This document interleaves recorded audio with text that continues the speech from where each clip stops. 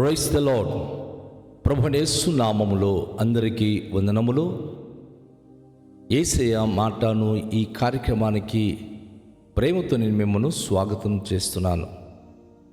ఈ దినము మార్కు సువార్త 15వ అధ్యాయము 1 నుండి 15 వచనాలను ధ్యానించుకుందాం. ఉదయము కాగానే ప్రధాన యాజకులను, పెద్దలను, శాస్త్రులను, మహాసభ వారందరూ కలిసి ఆలోచన చేసి యేసును బంధించి తీసుకొని పోయి పిలాతునకు అప్పగించిరి.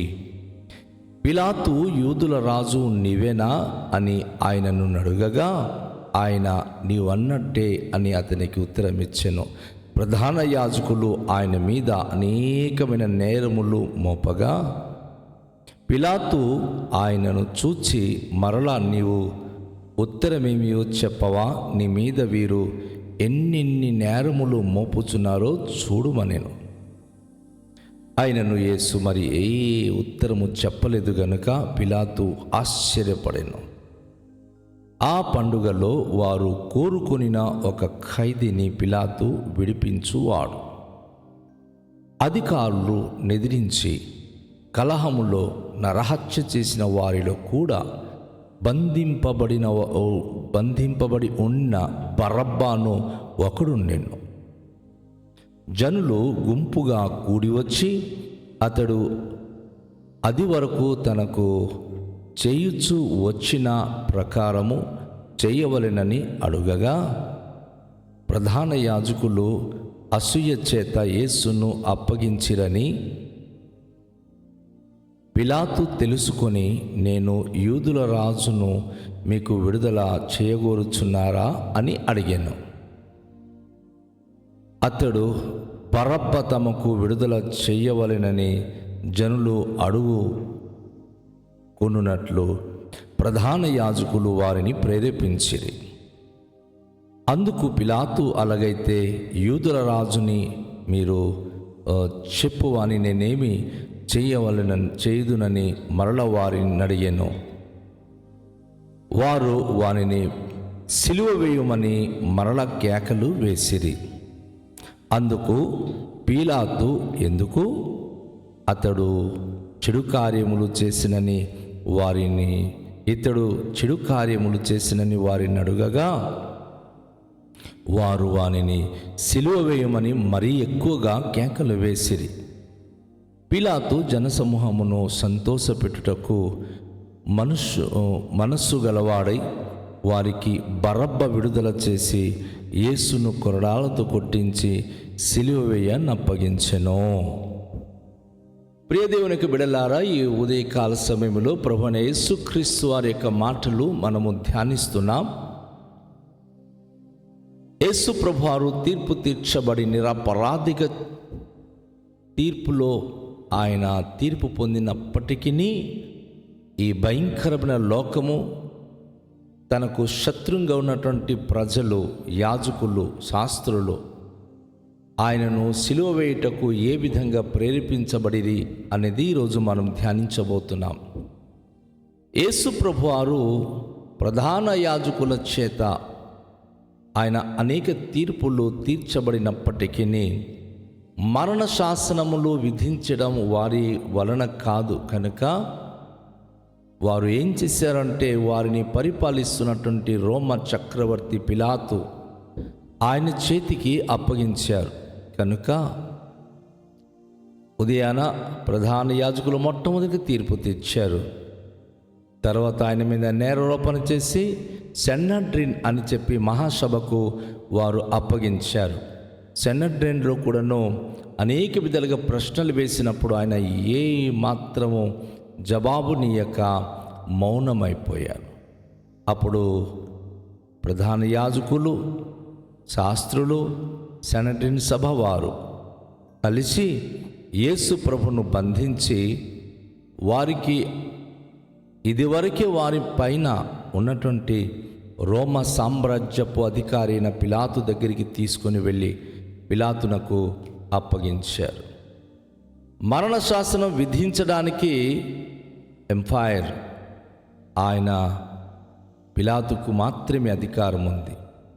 పిలాతు ఎదుట తీసుకెళ్ళి నిలబెట్టినప్పుడు పిలాతు యేసు ప్రభును ప్రశ్నిస్తున్నాడు, నువ్వు రాజువా అని అడిగినప్పుడు యేసు ప్రభు వారు నీవు అన్నట్టే, నువ్వు చెప్తున్నావు కదా. ప్రధాన యాజకులు ఆయన మీద అనేకమైన నేరములు మోపి రకరకాల నిందలు తన మీద నిందిస్తున్నప్పుడు పిలాతు చక్రవర్తి అంటున్నాడు, ఏమయ్యా, వారు ఇంత దారుణంగా మీ పైన నేరారోపణ చేస్తున్నారు, అది నువ్వు చూస్తున్నావు కదా, నీ యొక్క జవాబు ఏమిటి? అయితే యేసు ప్రభువు ఏ మాత్రం కూడా నోరు మెదపక మౌనం వహించినప్పుడు పిలాతు ఆశ్చర్యపడ్డాడు. క్రైస్తవ బిడల్లారా, యేసు ప్రభువును నమ్మిన తర్వాత మౌనంగా ఉండడం అనేటటువంటిది ఒక గొప్ప ఆధిక్యత అన్న సంగతి మర్చిపోమాకండి. అది చేతకాని తనము ఎంత మాత్రం కాదు. యెషయా గ్రంథములో 53వ అధ్యాయములో ప్రవక్త ఏమంటాడంటే, ఆయన బొచ్చు కత్తిరించు వాని ఎదుటకు గొర్రెపిల్ల మౌనంగా ఉన్నట్లుగా లోకరక్షకుడైన యేసు ప్రభువారు మౌనం వహించి అనేక నేరములు తను సహించి, తను నీతిమంతుడే కానీ పాపుల కొరకు తన ప్రాణము పెట్టవలసిన సమయం వచ్చినప్పుడు ఆయన మౌనం వహిస్తాడని చెప్పబడిన మాట ప్రకారంగా యేసు ప్రభువారు మౌనం వహించడం అనేది విశేషం. మన ఈ వచనాలలో మనం గమనించినప్పుడు ఆయన మౌని అయి ఎటువంటి జవాబు ఇవ్వకుండా మౌనం వహించినప్పుడు సాక్షాత్తు చక్రవర్తి ఆశ్చర్యపడ్డాడు. ఏమిటి అసలు వారు ఇన్ని మాటలు అంటున్నాను, ఒక్క మాట జవాబు ఇవ్వట్లేదని. క్రైస్తవులు గొప్ప అద్భుతమైనటువంటి అనుభూతి ఇదేనండి. నా ప్రియ దేవుని బిడ్డ, నీ గురించి నీ సమాజంలో, నీ గురించి నీ బంధువులలో, నీ గురించి నువ్వు పనిచేస్తున్నటువంటి కార్యాలయాల్లో నీ చుట్టూ ఉన్నవారు నీ గురించి విపరీతంగా దూషించి మాట్లాడినప్పుడు నువ్వు మౌనంగా భరించి సహించుకొని వెళ్ళిన నాడే నువ్వు నిజమైన క్రీస్తును అనుసరించి క్రైస్తవ బిడ్డ అని రూపించబడుతుంది. ఒకవేళ ఒక వ్యక్తి ఒక్క మాటనంటే నువ్వు 10 మాటలు జవాబిస్తున్నావంటే నువ్వు దేవుని బిడ్డవి కాలేవు. ఎందుకంటే ఆయన నోరు మెదపక మౌనంగా సహించినవాడు నీవు, నేను, మనము నమ్మిన మన ప్రభు. గమనించండి, ఇక్కడ తీర్పు ఏ విధంగా వస్తుందో. కొన్నిసార్లు మనకు వ్యతిరేకమైన తీర్పులు అనుకోకుండా కొన్నిసార్లు వస్తూ ఉంటుంది.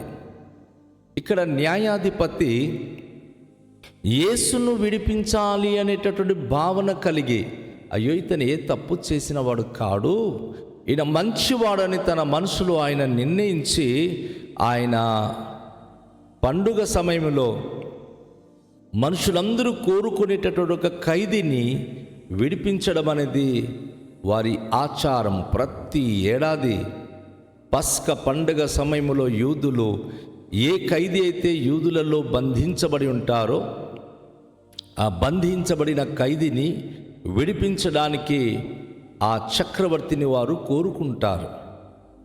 అయితే ఈ పస్క పండుగలో కూడాను వారు ఒక ఖైదీని కోరుకోవాలి. కనుక ఆ సమయంలో రాజు చక్రవర్తి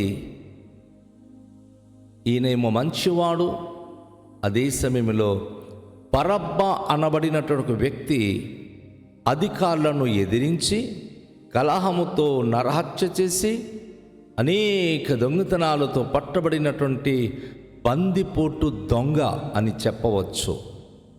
అలాంటి బరబ్బాను ఒకడున్నాడు. పిలాతు చక్రవర్తి ఆయన ఏమంటున్నాడంటే, జనులు గుంపుకూడి వచ్చి అతడు అది వరకే తమకు చేయించు వచ్చినటువంటి ప్రకారము చేయవలనని అడిగారు. అయ్యా, ప్రతి ఏడాది పస్క పండగకు మీరే విధంగా అయితే ఒకరికి మా కొరకు విడిపిస్తున్నారో ఆ రీతిగానే మాకు విడుదల చేయాలి అని వారు ప్రభువును అడుగుతున్నప్పుడు అక్కడ ఉన్నటువంటి ప్రధాన యాజకులు అసూయ చేత యేసును అప్పగించారని ఆయనకి తెలుసు. అయితే పిలాతు తెలుసుకొని, నేను యూదుల రాజును మీకు విడుదల చేయగోరుచున్నారా అని అడిగాడు.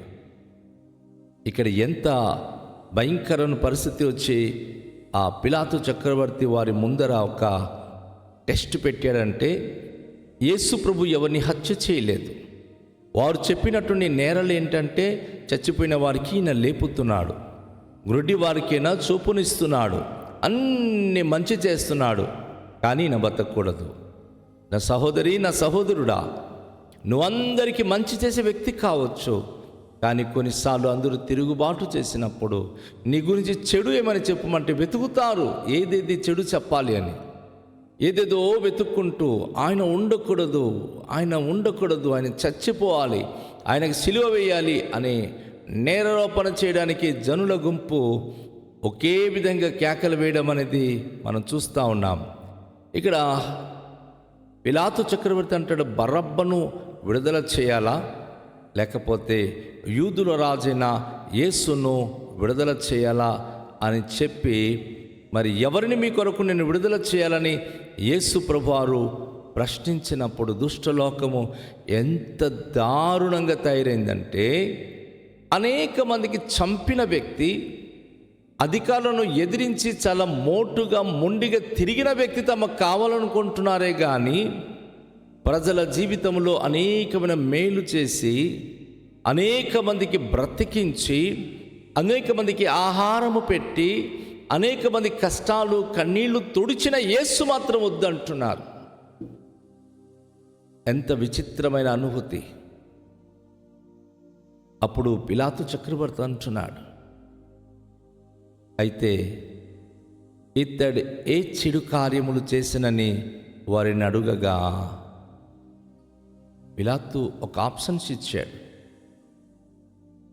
బరబ్బా ఎంతోమందికి చంపాడు.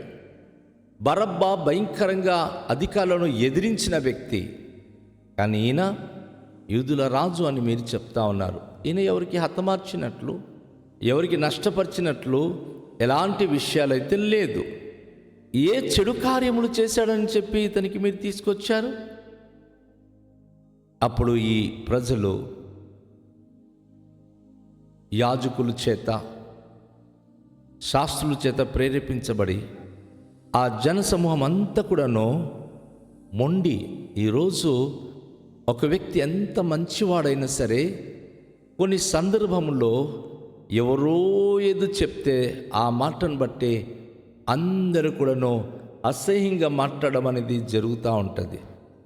కనుక ఇక్కడ అందరూ కూడుకొని ఏమంటున్నారంటే, ఆయనకి సిలువ వేయండి, సిలువ వేయండి అని ఏకముగా కేకలు వేయడం అనేది జరుగుతూ ఉంది. పిలాతు జనసమూహమును సంతోషపెట్టుటకు మనసు గలవాడై వారికి బరబ్బను విడుదల చేసి యేసును కొరడాలతో కొట్టించి సిలువ వేయ అప్పగించాడు. నిరపరాధి అయిన యేసు ప్రభువారు మన అపరాధముల నిమిత్తము ఆయన సిలువ మ్రాను మీదికి ఎక్కబోతున్నాడు. కనుక నా ప్రియ సోదరి, నా ప్రియ సహోదరుడా, మన నిమిత్తము యేసు ప్రభు సహించి సిలువ మరణము సంతోషంగా అంగీకరించాడు. ఈరోజు మనము మౌనంగా వహించుట ద్వారా, శ్రమలు సహించుట ద్వారా మనకు ప్రభువైన యేసుక్రీస్తుతో సింహాసనాన్ని ఎక్కే భాగ్యవంతులమవుతాం. కానీ ఈ లోకంలో మనం ఓడిపోయి ఏదో సిగ్గులేని వ్యక్తులుగా జీవిస్తామనేది మాత్రం కాదు. జయశీలుగా క్రీస్తుతో జయించేవారుగా తన మహిమ కొరకు బ్రతకగలుగుతాం. రండి, తలలోంచుకొని ప్రార్థన చేద్దాం. మికిలి దయగల పరలోకపు తండ్రి, మీ పరిశుద్ధ నామానికి స్తోత్రాలు. ఈరోజు మీ మాటలు మేము విన్నాం. మా నిమిత్తము మీరు సిలువ సహించి అవమానాలు, నిందలు, దూషణాలు భరిస్తూ సహిస్తూ మా కొరకు ప్రభువైన ఎంత ఘోరాతి ఘోరమైన తీర్పు నొందారు. అన్యాయపు తీర్పు పొంది మా కొరకు మీ ప్రాణానే బలిగా ఇచ్చారు. పరిశుద్ధుడా, మా దీన జీవితాలు మీకే మహిమకరంగా జీవించేలాగున కృపద ఇచ్చేయండి. మీ కరుణ, మీ కటాక్షం, మీ కృపా సమృద్ధిత మాకు అనుగ్రహించండి. ఈ సమయంలో విన్న వాక్యం ప్రతి హృదయాలకు దీవెనకరంగా ఉంచుమని యేసు నామములో ప్రార్థిస్తున్నాము తండ్రి, ఆమేన్. అందరికీ షాలోం. ప్రభు మనలను దీవించునుగాక.